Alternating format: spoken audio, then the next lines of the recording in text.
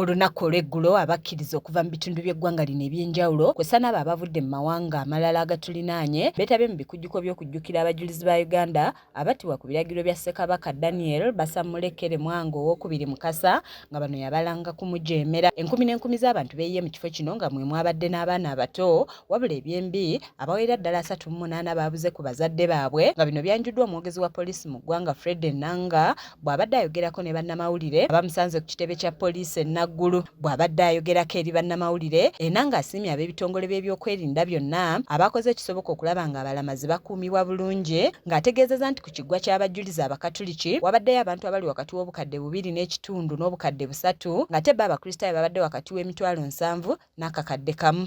Ku ludda lw'ekiggwa eky'abakatuliki e Namugongo namungi w'omuntu yadde wakati w'obukadde 2.5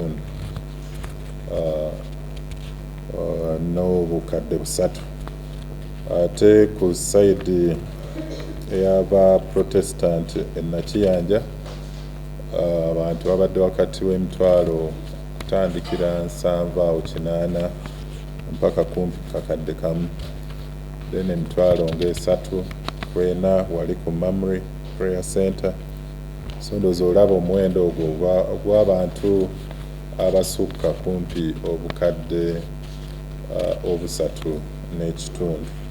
Enanga ategeezezza nti obuzzi bw'emisango ku mulundi guno tebweyolese nnyo era n'asiima abakulembeze ba munisipaali y'Ekira abakoze obutaweera okulaba nga abalamazi bakuumibwa. Abakulembeze ab'ebitongole ebikuumaddembe bavuddeyo n'okwebaza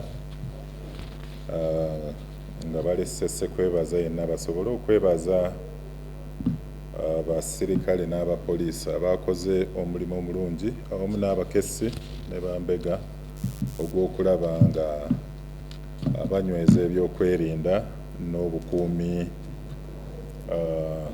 ku lunaku lw'abajulizi mu biggwa eby'e Namugongo, Nakiyanja ne wali ku Mamre Prayer Center. Agamba nti abo abatono abakwatiddwa be babadde banyakula amasimu ku bantu abasika obusawo n'abalala ababadde beefudde abasawo n'ekigendererwa eky'okubba abalamazi nga kw'otadde n'abo ababadde beefudde ab'ebyokwerinda. Emisango egyadde gyetooloolerwa ku okubba amasimu, obusawo bw'abakyala,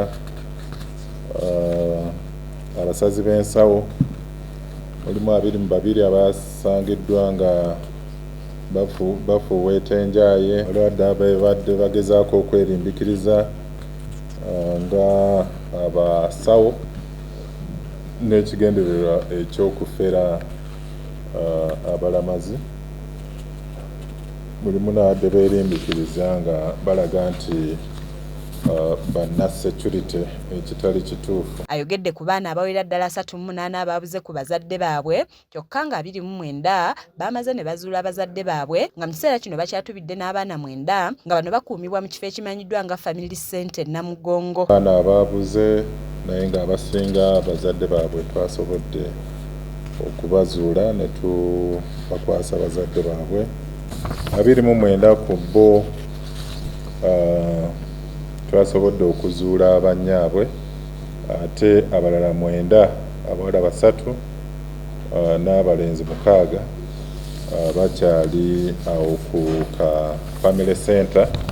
Omwogezi w'ekitongole kya poliisi eky'ebidduka ASP Michael Kananura ayogedde ku by'entambula by'agamba nti byabadde birungi ng'okuviira ddala abalamazi lwe batandika okutambula nga boolekera e Namugongo batono abaakosebwa. Uganda Martyrs Day celebrations were peaceful with no major incident registered or through.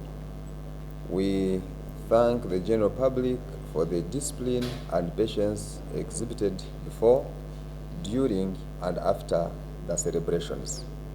Matiya Sekanjako yakusakidde eggulire lino ku lwa KSTV Agaleero.